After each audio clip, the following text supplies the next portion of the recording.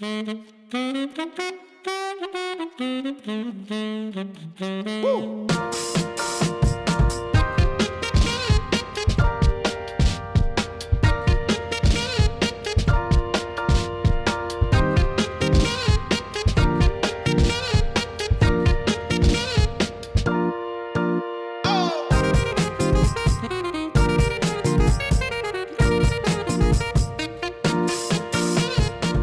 Welcome to Night Talks, the University of Florida College of Journalism and Communications talk show produced by students for students.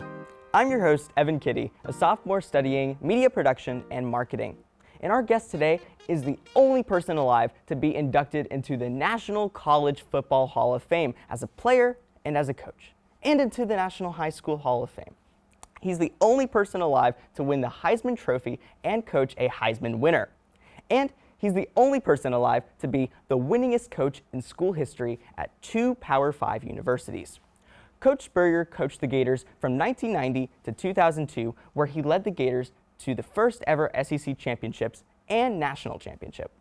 His tenure included 6 SEC championships, averaged more than 10 wins a season, and only lost 5 home games in 12 years. I'm pleased to introduce the head ball coach himself, Steve Spurrier. Hi, Coach. Thank you so much for being here today. Evan, you have done your homework. That was as good an introduction, I think, as I've ever heard, so appreciate you doing that. Thank you very much. As a multi-sport high school athlete growing up in Tennessee, what were the odds that you'd end up coming to Gainesville?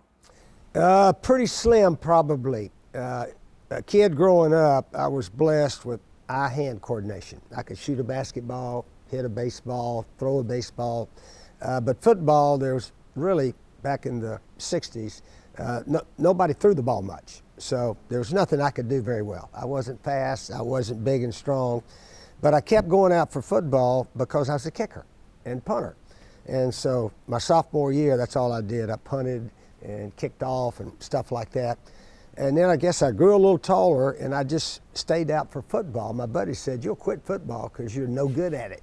And said, "You'll concentrate on basketball and baseball in high school." But I just played all 3 sports, kept playing football, and I guess I grew a little bit, and all of a sudden we started throwing the ball, and then all of a sudden I got a lot of scholarship offers in football. Basketball and baseball were probably still my best sports. We actually won a couple of state championships in baseball, which is the highlight of my high school career, was winning those 2. But football, I seemed to think that was the direction I needed to go in college. And then I visited University of Florida. And Coach Graves, our head coach here, was instrumental in me coming to Florida. And Florida had not done a lot in football, so I felt like I had an opportunity to maybe achieve some things that had never happened before. So that was a big reason I came to Florida. Yeah, well, we are so glad that you came to Florida. I was blessed to come to Florida, met my wife Jerry here, and we've been married well over 50 years now. And she's been with me every step of the way. She's instrumental in physical fitness and doing all the things a head coach wife has to do. Taking care of the players' parents, and all this, that, and the other. And we had good camaraderie within our coaching staff with all the families because we got together so often. Sounds like she was the perfect fit. She knew how to do it. Somebody said if there was a head football coach's wives Hall of Fame, she would be the first inductee, and she would be. When you have that really strong support system, you can go very, very far in life. Mm-hmm. Yeah. You played football at Florida in the 60s before any Heisman trophies or championships. What was the culture around the sport on campus at the time? Football was important. It was very important, but we didn't, in the back of our minds, we didn't talk about winning the SEC that much. We talked about, hey, let's go beat these guys this week, let's go beat those guys, I really think we had some teams when I played in the mid-'60s there that were capable of winning the SEC, but we seemed to lose that one game each year that knocked us out of it.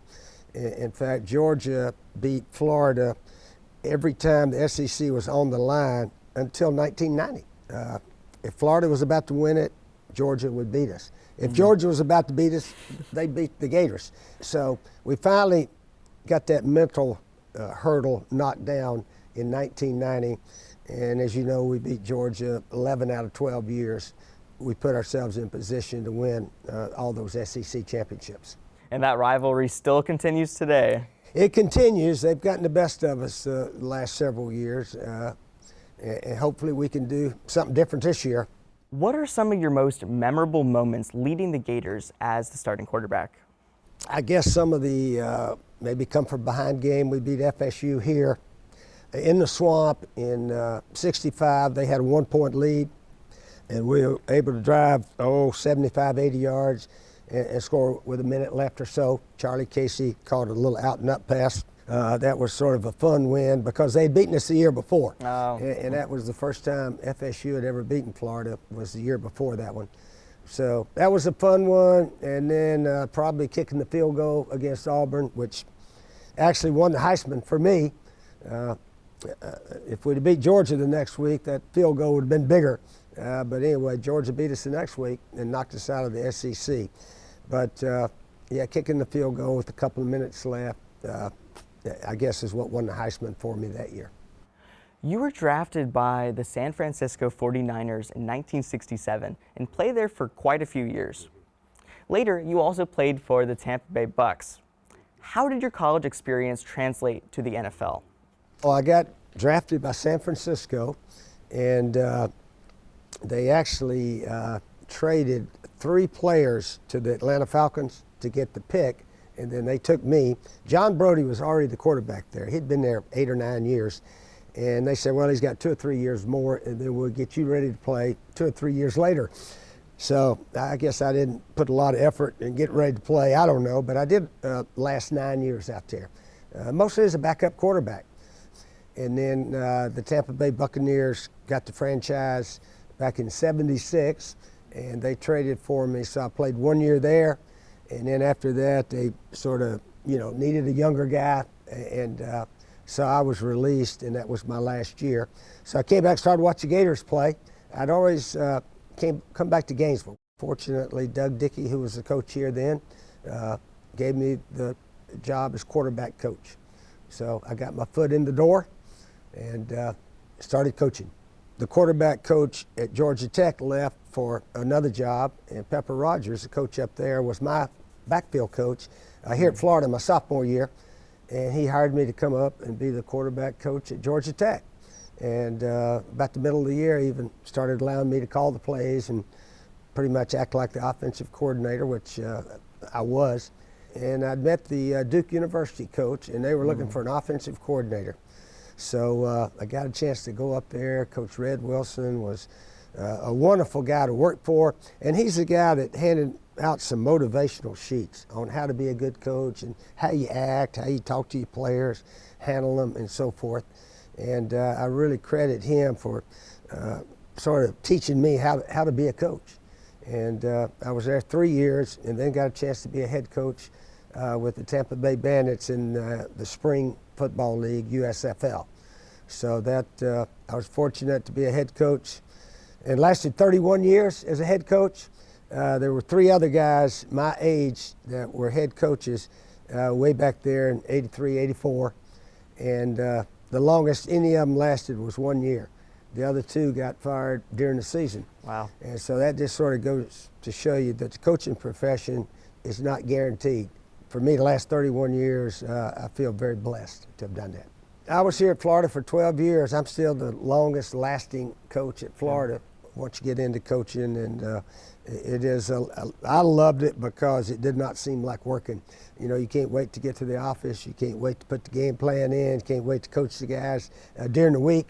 And then game day was always the most fun for me, the game day, and try to get your guys to beat the other guys and celebrate a little bit, not too much, and then get ready for the next game after that. And Evan, one of the big things that really helped me is that we started goal setting. It started at Duke, actually, before I came to Florida. Somebody asked me one time, how in the world were you guys able to win 6 SECs your first 7 years at Florida when they never won one? And I said, well, the players were here to win it, obviously. They were already here. And they just needed the mental part to believe, hey, we're good enough to win this thing, let's go do it. So you eliminate the excuses, everybody get on the same page, let's go win this dang thing. The mental part of it to me was huge because we basically took a same group of players here at Florida that they went 7-5 the year before, and I think 7-5 the year before that, and then all of a sudden we started beating all those teams that used to own us. That's awesome. Today we see players doing quite a lot of media, if not all over social media. What did media obligations at that level of the sport entail when you played? It wasn't near as big as it is nowadays, but we did talk to the media, obviously, and I had a sheet also that tells you how to talk to the media, and we coached the players on how to talk to the media. Every now and then one of them may slip up and say something that might irritate our opponents. Now you might say, hey, we're good enough to beat these guys, which is fine, but in the off season I would tell some cute jokes at the Gator clubs, which didn't mean anything, because when the season rolled around, everybody had already forgotten about that cute little joke about Tennessee, you can't spell Citrus Bowl without a UT in it. That was one of the little corny jokes. FSU, some of their players got some free Nike shoes that summer. Somebody said, FSU, free shoe university. So I told that corny joke down in Orlando, I think. But when the season and the game, the week of the game, we forgot about all that and tried to concentrate on the game itself. Was the end of your NFL career a difficult time in your life? Did you have backup plans ready in the works? I did not have backup plans. When I was finished, got cut by a couple of teams, I came back and watched the Gators play.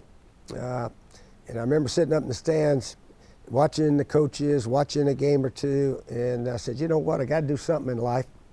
Back then, we didn't make as much money as those players nowadays in the NFL. So I had to get a job, and I thought maybe coaching would be something that would be fun. I got an opportunity to get into coaching and really enjoyed it, and just really fortunate and blessed that some coaches hired me along the way. I tell people all the time, it was hard. I was fortunate because I didn't play at Alabama. I didn't work under Bear Bryant or Nick Saban. My background was Florida and Duke. How many football coaches come out of Duke, you know? Yeah, I think what you said about being able to see kind of what you like in a coach and also what you don't like in a coach, I think that was probably instrumental to your coaching. Exactly.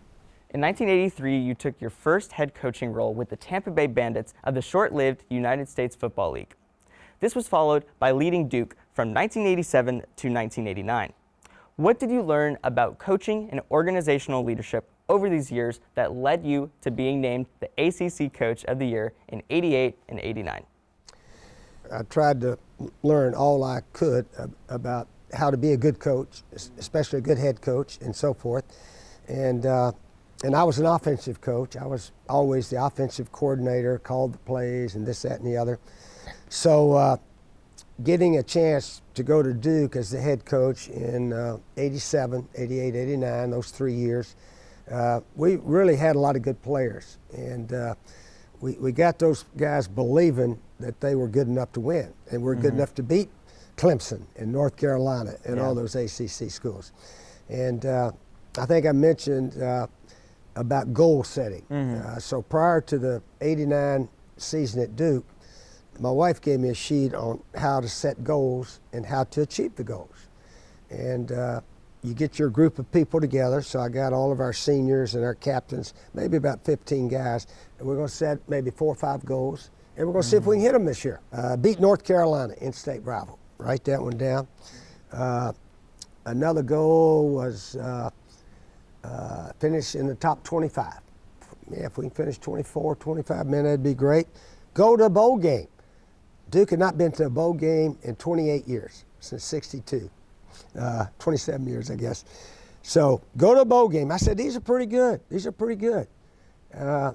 Is that it? And one of the guys raised his hand, our center, Bubba Metz. He said, Coach, we think we can win the ACC football championship. And I said, wait a minute now. When you're setting goals, they have to be doable. You know, you think we can win the ACC football championship. Now, obviously, we did win it, and it's the only one in the last 60 years at Duke. So how did that happen? it didn't happen because we lucked into it. It happened because that guy said, Coach, we think we can win the ACC football championship. What you said, it always comes back to mindset. Like if you believe in yourself, you can really achieve anything. But if you don't, you're going to have a really difficult time. If you have a chance, if you believe you can do it, you got an excellent chance. It's not guaranteed. Right, It's not guaranteed, but it does give you an opportunity. And when the moment arises, hey, this is what we're looking for. This is what we wanted. Obviously, our teams in the 90s, especially with Danny Warfel here, the belief that all those players had is pretty much what carried our team to those 4 straight SECs and the national championship. If we can ever play with that attitude and effort and teamwork, maybe we can get back to championship football here real soon. FSU is the Gators' in-state rival, and those stakes were raised dramatically in 1996 with the national championship game against the Seminoles. How important are these rivalries, and did that victory feel even sweeter because of it? Oh, it did a little bit, I guess, because they did beat us the last game of the season. We went up there. We were both undefeated. We were both 10-0. I think they were number 1, we were number 2, something like that. And they knocked Danny Warfel down, I think it was 32 times after he'd thrown the ball. And they didn't call roughing the passer much back then. They had different rules for roughing the passer than they do now. So anyway, we didn't win it, and we thought we were completely out of the national championship picture. But anyway, we had Alabama the next week for the SEC championship. So I basically came back and said, hey, we can't do anything about what happened last week. Let's go win us another SEC and go from there. So we did. We put the shotgun formation in actually that week, and Danny Warfel threw 6 touchdown passes against Alabama, and we beat them, I think, 45-30. And then all of a sudden, these teams that were ranked ahead of us all started losing, and it set up a rematch when Arizona State lost the Rose Bowl to Ohio State. It set up the rematch. And that didn't happen until the night before the Sugar Bowl in New Orleans. So we were the last game, college football game of the year that season. And our guys were really ready to play. And that was the 52-20 win over FSU. But winning the national championship was bigger than just beating FSU. We'd beaten them some, they beat us a bunch. And they were really good back in those days. Bobby Bowden had, I think it was something like 12 straight years, top 5 team in the nation. So they were always really tough back in the 90s. You're also well known for your personality behind the microphone as a head coach. How did you view your responsibilities and interactions with the press? Oh, they were always pretty good. The only time I'd get mad at the media guy was if he said something that wasn't true. I said, you can call me a lousy coach, and I called a bunch of lousy plays, and I may agree with you. But don't just say something that's not true. And so I only had a couple of issues with a couple of guys. One thing I probably did, and I did it on purpose, was to try not to say, talk the way all the other coaches talk. I read somewhere in life, to be successful in life, you can do it like everybody else does it and try to outwork them, more hours, more blah, blah, blah. Or you can do it differently and confidently, and that will get you there maybe even better than the other way. It's embracing this uniqueness that no one else has. Right, exactly. And you showed the players how to interact with the media. Yeah, we would have a little team meeting on, all right, here's how we talk to the media. And we try to say good things about our opponents, not overly good things. We won't talk about how great they are, just, hey, they're a real good team, and we got to play well to beat them, things of that nature. Don't give away too much information like their offensive line is sorry, we think we can go right through them or something like that. So always try to be positive when talking to the media. You got to realize your opponents are probably going to read it, and that you don't want to give them any fuel to add to the fire, as they say. Reminds me of back in 1990, we were undefeated, and we went up to Tennessee. They had a really good team that year. It was only 7-3 at half, And they ran the kickoff back. They got an interception for a touchdown. Bang, bang, bang. We're down 28-3, and we could not block their guys. So I took Shane Matthews, our SEC Player of the Year at quarterback, out of the game in the fourth quarter. In The Art of War by Sun Tzu, he says, save your soldiers if the battle's already lost. Don't get guys killed when it's already lost. So I took out Shane and a couple other guys. I said, you guys ain't getting hurt in this game. So we get beat 45-3. We got clobbered. The next week we're playing Auburn. Auburn came to the Swamp undefeated. And one of their players said, if you get ahead of the Gators, they'll quit. When the dust settled here in the Swamp, Auburn, we beat Auburn 48-7. So we used that comment by an opponent to maybe give us a little extra fire that night. And that was a big win. And then we beat Georgia the next week and went on and won the SEC that year. You don't let those negative comments ruin your day. You actually allow them to inspire you to do even better. You stepped down from your role with the Gators in 2002 and became the head coach of the Washington Redskins for 2 seasons. Then in 2005, you returned to the SEC as head coach for South Carolina. What did you hope to achieve with the Gamecocks? Yeah, after 12 years here, I sort of thought, well, maybe I've done this long enough, and maybe coaching the NFL 4 or 5 years would be good, and then hang it up. Didn't work out very well. It's the only coaching job I've ever had where I was not in charge of the team. So I left and sat out a year, and then the South Carolina job opened up. They offered me the job. It was a school that didn't have much history in football. We had a lot of good years, 3 straight 11-win seasons, top 10 in the nation. Did not win an SEC. I thought we could put together a team to win one, but it never worked out. We did win 1 division. In fact, we beat the Gators down here in the Swamp in 2010 to win the only division up there. Leaving the Gamecocks in 2015, you were named ambassador and consultant for the Florida Gators. What knowledge have you been able to pass down to newer generations of athletes and coaches? Some of the coaches here have asked me to, speak to their team, and I guess my favorite one was Coach Shelton with men's tennis. I think back in 2019, he had me go talk to their team. I mentioned what we did at Duke as far as setting goals, and one of our guys said, let's win the ACC championship, and lo and behold, we did it. And I had to ask Coach Shelton, have you guys set goals? Well, we not really, as far as writing them down and talking about them. But our men's tennis, 2 years later, won the men's national championship, first in school history.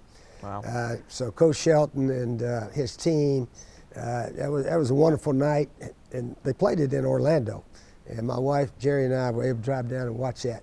I don't know if my talk had anything to do with it, but I know that team was not afraid to go win a national championship for the first time ever, and they did it in Orlando that year.